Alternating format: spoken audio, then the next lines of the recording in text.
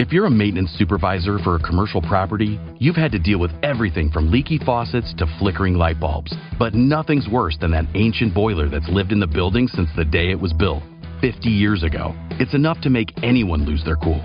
That's where Grainger comes in. With industrial-grade products and dependable fast delivery, Grainger can help with any challenge, from worn-out components to everyday necessities. Call, click Grainger.com, or just stop by. Grainger, for the ones who get it done.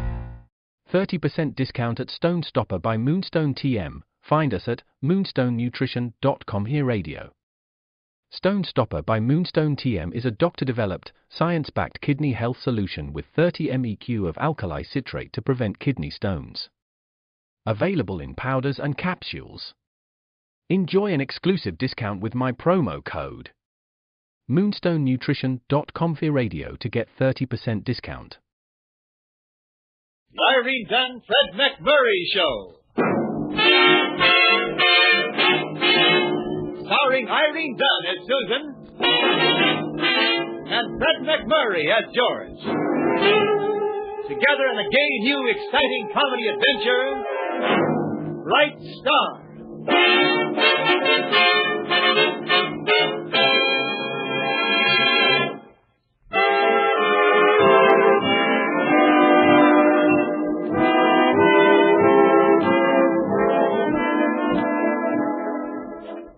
It's the Irene Dunne-Fred MacMurray Show, with Irene Dunne as Susan Armstrong, editor of the Hillsdale Morning Star, and Fred MacMurray as George Harvey, her ace reporter. Susan and George are in a chatty academic mood, while Sammy, the copy boy, urges them to stop chasing journalistic butterflies and chase what he considers the big news of the hour.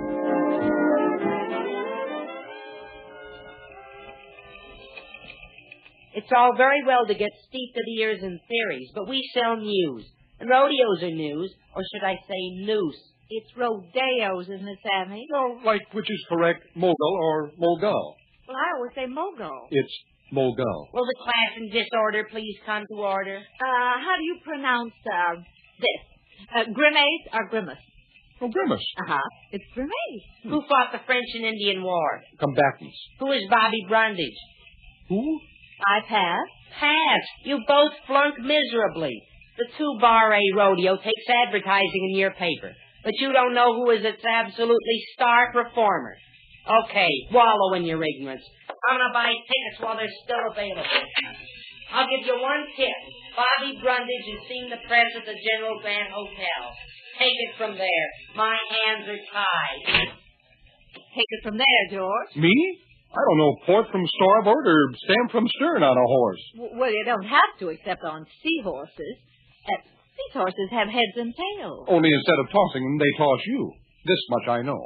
Yes, but we'd better get some story on Bobby Brundage. Well, you know more about horses than I do. Oh, no, I've never been farther west than Denver. That's far enough. Most cowboys have never been farther west than Perth Amboy. Where is Perth Amboy? She asked against her better judgment. In New Jersey. Out where the west begins, man.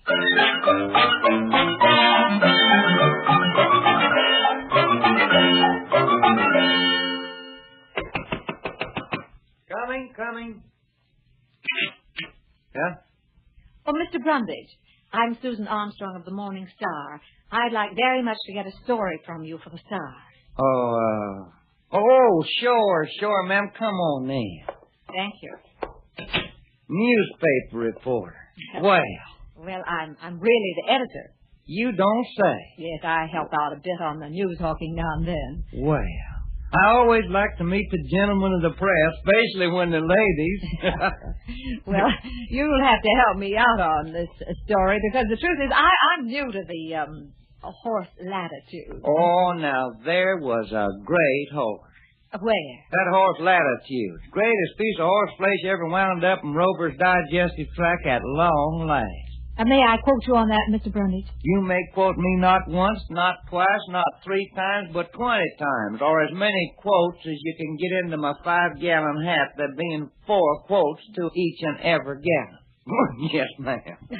Yes, sir. Would you care to ask me about the world situation? No. Well, then I'm your man. Are you married, Mr. Brundage? Oh, call me Bobby. Are you married, Bobby? No. And you sure are a pretty fella. What do you think of Ramrod, the movie Wonder Horse? I think a future generation of hungry dogs is in for a real treat. Miss Susan, may I call you Susan? No, thanks. Oh, but you're my kind of woman, Sue. Let me go, you clown. Your hair smells sweeter than new mown hay. Nuzzling my permanent. Let go. Your skin is like the finest cotton. Let go, you... Listen, you just wait until I go to press with my story on the great Bobby Grundy. Hi, you pewter! Oh, I hate to do this to the girl, but... Operator, get me the Hillsdale Daily News, will you? Yeah, thanks, honey. Hillsdale News? Well, let me talk to Mr. Prentice, please. The editor?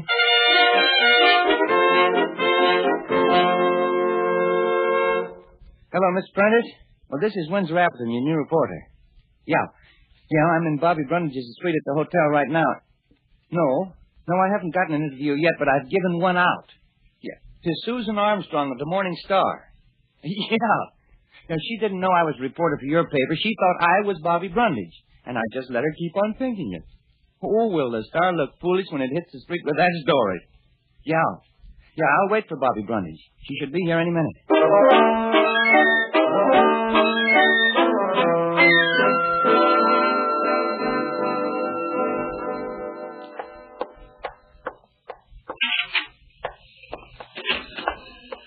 Armstrong. You and your rodeo star. Rodeo star. Him, too.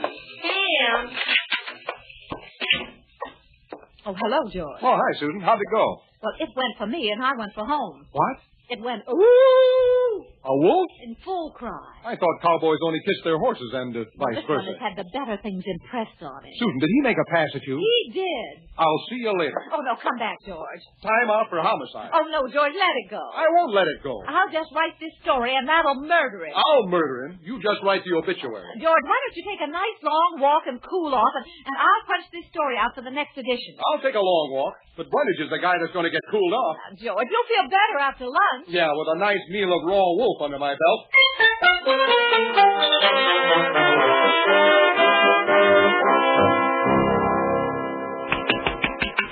The kissing cowboy, huh? Yeah, he'll be the canvas-kissing cowboy in about a minute. Come on, open that door before I kick it down. Open up. Do you hear me in there? Oh. Well, hello. Hello. I'm looking for Bobby Brundage. Your look is finished. Come on in, please. Yeah, thanks. You're a tall, handsome one, ain't you? All I want is Bobby Brundage. B. Boston, O-N-C. I'm Bobby Brundage. You're Bobby Brundage? Mm-hmm. What's your label, mister? Well, where's the guy who was here about 3 hours ago? Oh, that reporter critter? I just threw him out headlong. And out of pure spite, did you happen to see what he wrote in the paper about me? No, what? Here, you read it yourself in the Morning Star. The Morning Star. He wrote it? I'm incensed. I'm plumb furious. First of all, not even knowing that Bobby Brundage is a gal, and then bad-mouthing poor little me something fierce.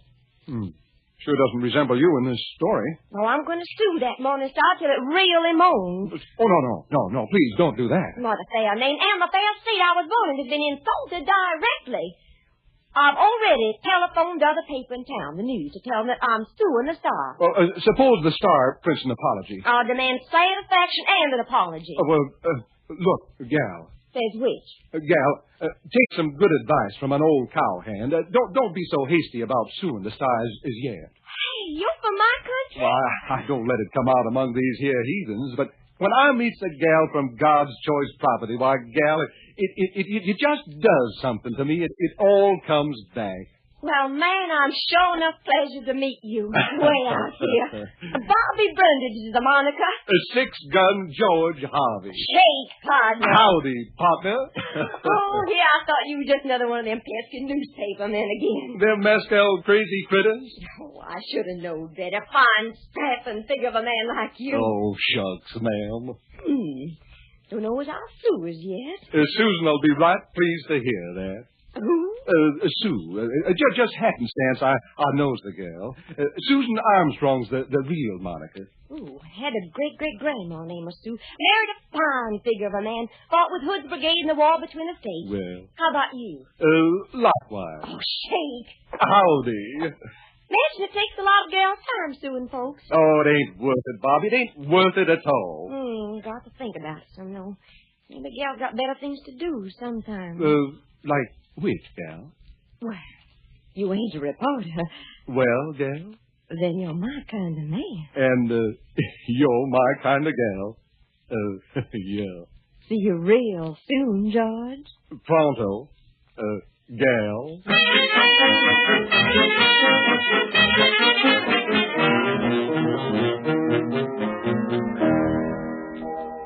Hello? Gwynn and Barrett attorneys at law? Oh, Mr. Gwynn. Y'all, Mr. Gwynn? Look here, Mouthpiece. I want you to get the papers ready and sue the brains out of that Morning Star. The idea of calling Bobby Brundage a man and panning my show before they even see it. Yeah. $100,000. I'll tell you when to serve the papers. I want to have a little fun with this character, George Harvey. The idea. Trying to kid me out of suing the Star. Now I'll teach him a lesson, too, while I'm about it. Yeah. So what do you have from my mom and pop in Brooklyn, hey?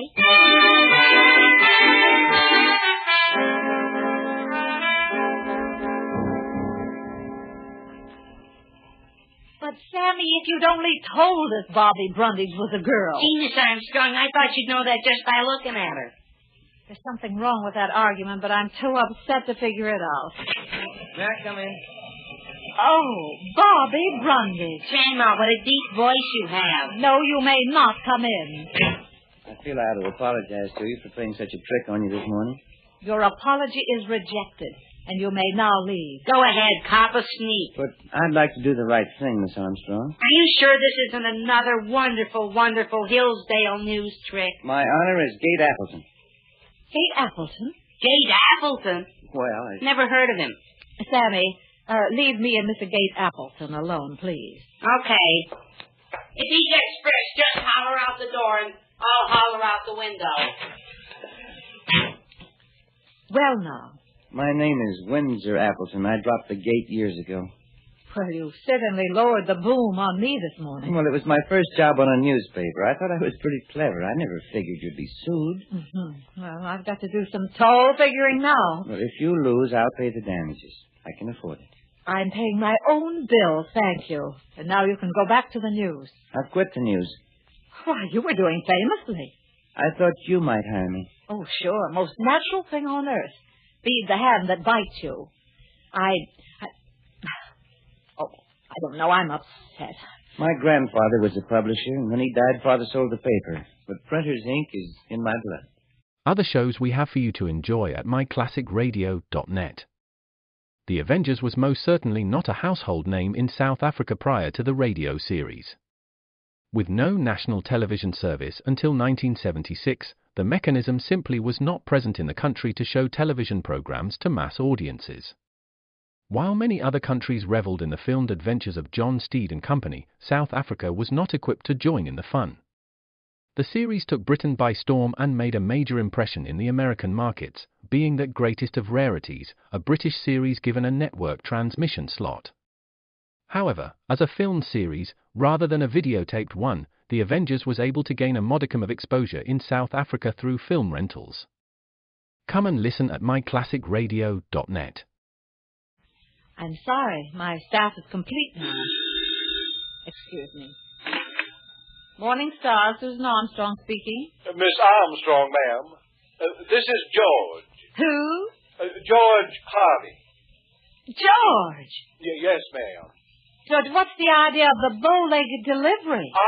I am at the present moment with a young lady, Miss Bobby Brundage by name. Oh? And I've arranged to be the manager of the rodeo in town, and I'm giving you the story first. Thanks. I'll set it up in fiery letters. Incidentally, Miss Armstrong, ma'am, Miss Brundage says she may hold off on suing you a wee bit. In exchange for your services, shall we say. George, you come right back here. I got to talk business with Bobby this evening. Oh, Bobby already. That's fast. No, ma'am. She's been that almost since birth. And I bet she's gotten cuter every day, too. Well, to tell you the truth, ma'am, I just can't understand how some cowboys can be so affectionate to their cayuses. Cayuses? Horses to you. Horses to you, and goodbye, George Harvey. Now, what about me? You're hired.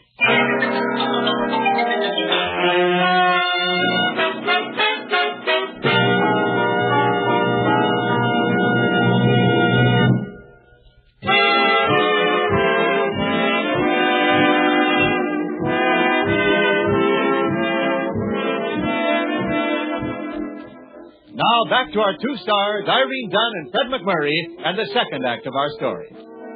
George Harvey has gone to work for pretty Bobby Brundage's Rancho Two-Bar-A Rodeo in order to persuade her not to sue the Morning Star. He says, George has stopped over at Bobby's luxurious hotel suite to discuss plans for opening night and to receive a totally unrehearsed shock. Get George's synthetic drawl. Well, Bobby, gal, a couple of more days and we're all set to go. Except in one thing, George. Like which? Got to appoint a grand marshal for the rodeo. Oh, sure, that's a fact now. Who would you say, gal? Y'all. Me, all? Well, I can't ride. I mean, I haven't got a horse. Oh, got a right handsome piebald Indian pony for you. Oh, fine. Not one of these meek, spiritless critters. Not one of these gentle ones, eh? Oh, murder plot! That's a plum promising name he's got there. Oh, you look wonderful on murder plot. Yeah, how long, though? Says which? How long am I going to be Grand Marshal? Oh, just to lead the parade and out in the desert, too. Uh-huh. Now, what kind of saddle you like? High candle or low candle? Well, whatever you'd like to see me in. All right. What kind of rose do you like? Oh, cinnamon or poppy seed, I reckon. You funny little old cowhand. You know, I mean, do you want buck and rose for your saddle patch? Oh, that sounds very appetizing. Just one little thing about murder plot. Ancestor his was chased by Hood's cavalry in the war between the states. So, murder plot, he gets scary anytime something sudden happens. Well, I hope nobody whistles Dixie. Dixie? Because it so happens I'm heading for the last roundup.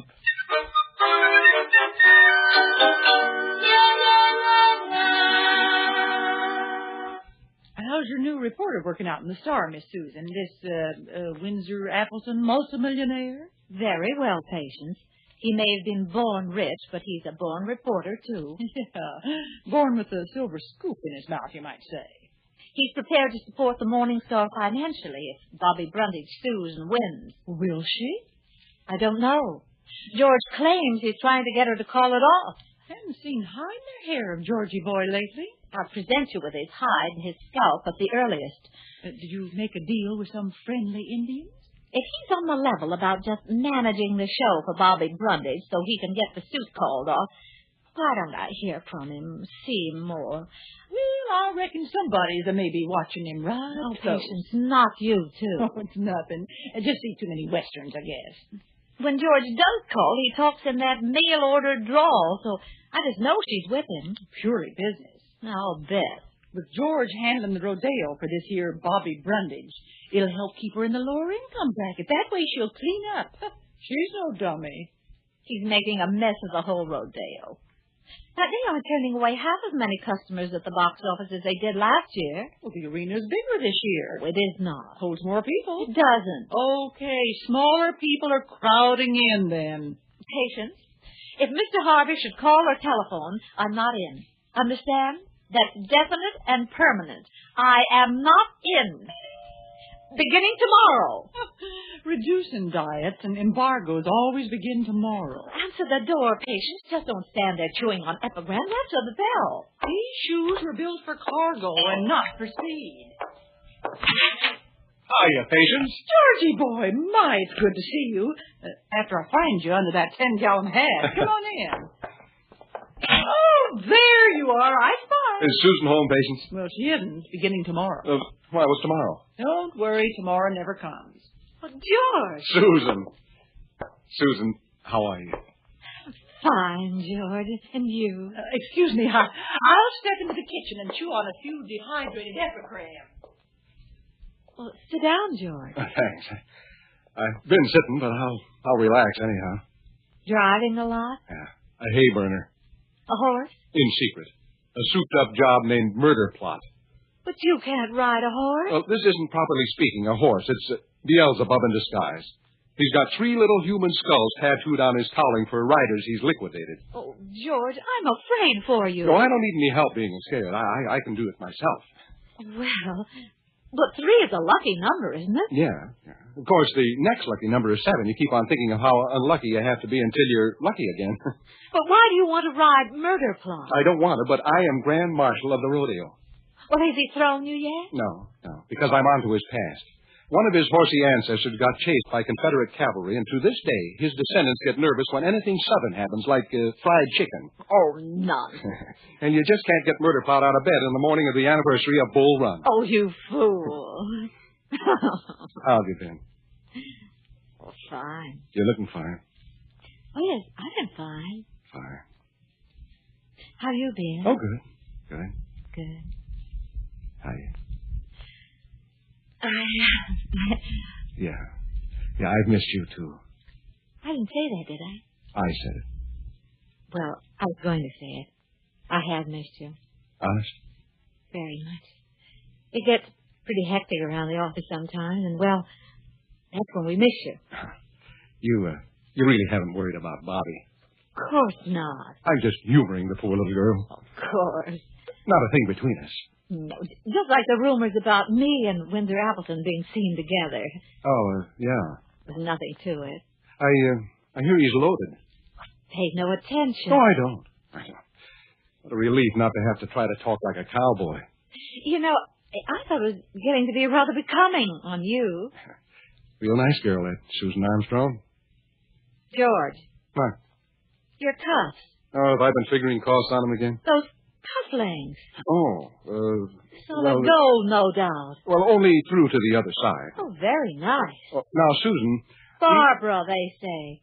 Barbara. Oh, splendid. They do not. Well, I can read. They do not say Barbara. Well, they don't say it, but they sure spell it.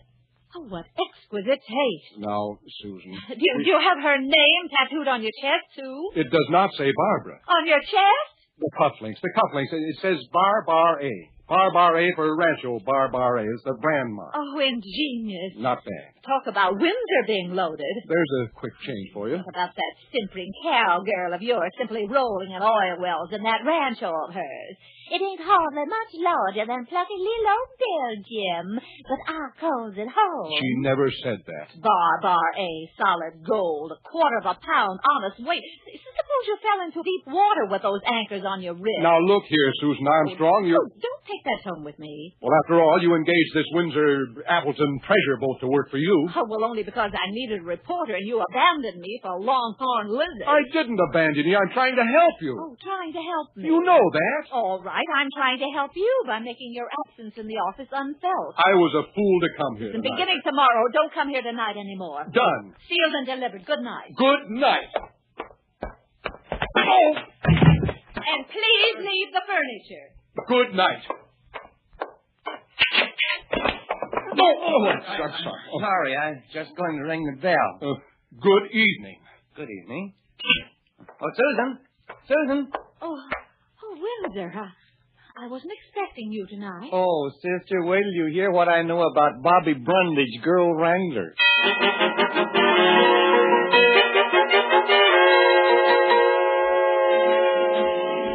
I'm really surprised.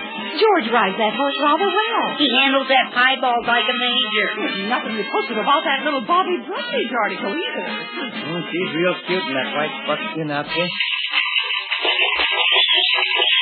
Here we go, first event. Ladies and gentlemen. Your announcer is George Harvey. Welcome to the Rancho 2 Bar A Rodeo. with its charming queen, Bobby Brundage. Mr. Appleton, please stop making those disgusting noises. Later in the evening, Bobby will astound you with amazing feats of horsemanship and western skill. Now, the first event, the bucking horse contest featuring... I was glad to come. My goodness! You're bolting. The horse is bolting. Whoa there, bolting. Whoa, bolting. Ride him, cowboy! You killed George. George will be killed. Stand up, cowboy! Stand up! George is still on there. Good boy, George. Good boy, George. Stand up, cowboy! Stand up, cowboy. Race him, race. Take him. Bring him. I'm losing my mind. Ride him, George. Ride him, George.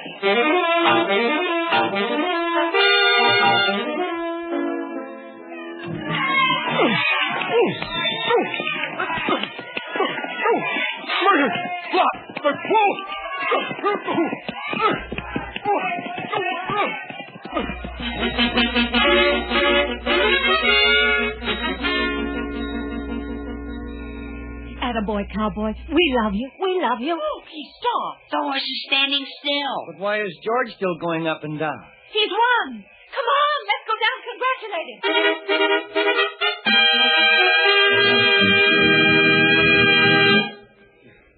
George, you were just wonderful out there. We're proud of you, Georgie boy. You're a man after my own heart. Wait a minute. So am I, Bobby. Put it there, Mr. Harvey. Please accept my apology for starting your horse a bucket. I'm not mad at you anymore. George, how about coming over for dinner tonight? Buffet dinner, standing up, that is.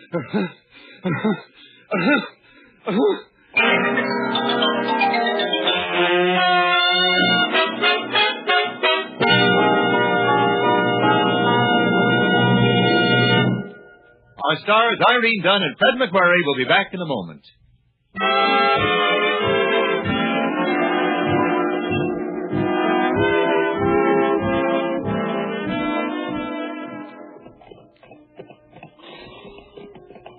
You really ride very well, George. Well, thank you, Susan. Of course, I will say I learned the hard way. You know, this bridle path's a little different from the last place I rode a horse. Too bad Windsor and Bobby can't be here. You know, I don't think they care. They're honeymooning in Prospect Park, Brooklyn. Who would have dreamed it? A Gate Appleton and a corn-fed Bobby Brundage, both hailing from Brooklyn. South Brooklyn. Well, come on, Miss Armstrong, ma'am. I'll race you to the South Corral. Right, cowboy. Spur up your horse. Horse. Horse. Once a cowhand, ma'am. Always a cowhand. I always say.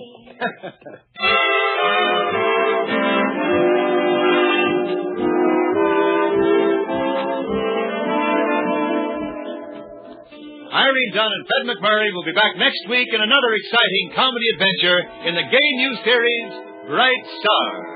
This is Wendell Niles inviting you to join us then.